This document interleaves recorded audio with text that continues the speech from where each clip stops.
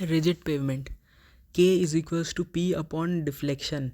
P is stress kg per centimeter square upon deflection 0.125 centimetre. Deflection हमने अभी भी पढ़ा था कि रिजिड पेवमेंट में इज़ 1.18 PA अपॉन ES. तो अगर ऐसा करेंगे तो K1A1 is equals to K2A2.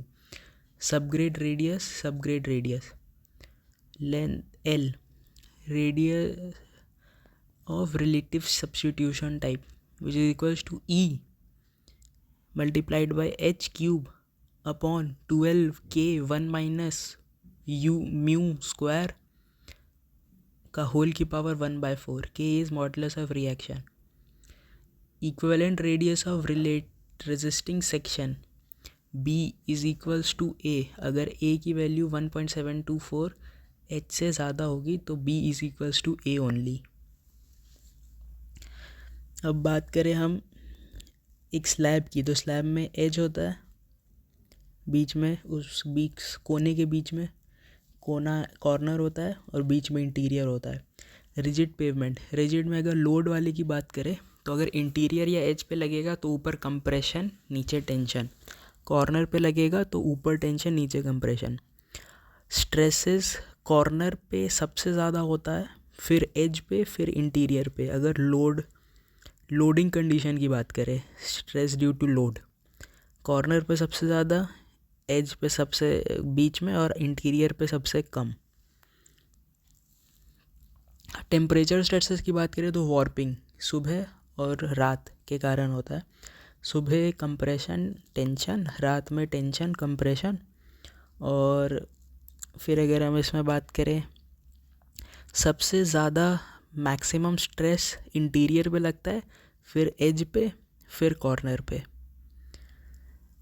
उसके बाद फ्रिक्शनल स्ट्रेसेस, ये कॉर्नर एजेस पे ज़ीरो होता है और सेंटर पे मैक्सिमम होता है. एजेस पे ज़ीरो होता है और सेंटर पे मैक्सिमम होता है, ये ठीक है. और ये होता है समर और विंटर के कारण.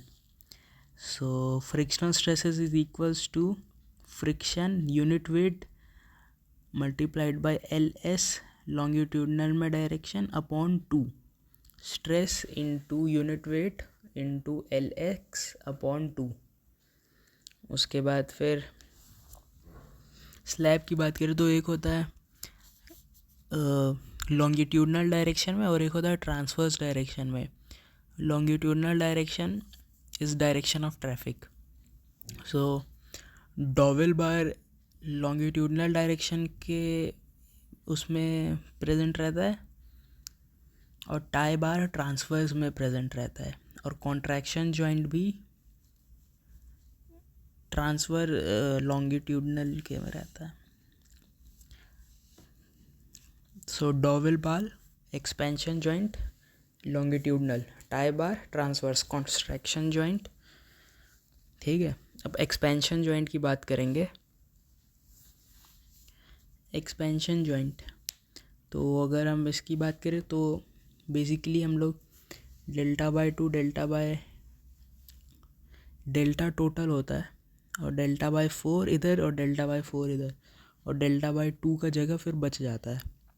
तो Δ/2 is equals to L alpha delta T. Δ/2 is equals to L alpha delta t. L is spacing, should not be greater than 2.5 centimeter. L should not be greater than 140 meters. उसके बाद transverse joint की बात करेंगे तो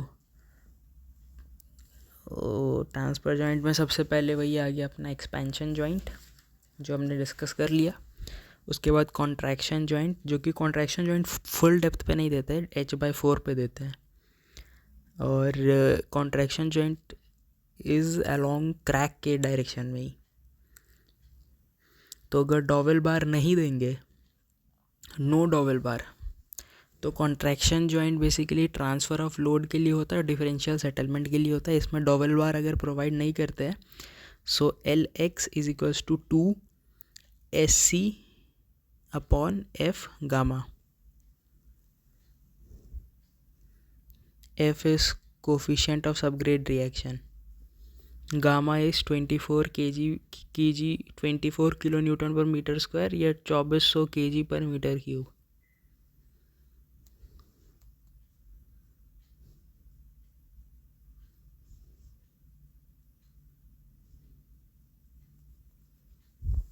okay.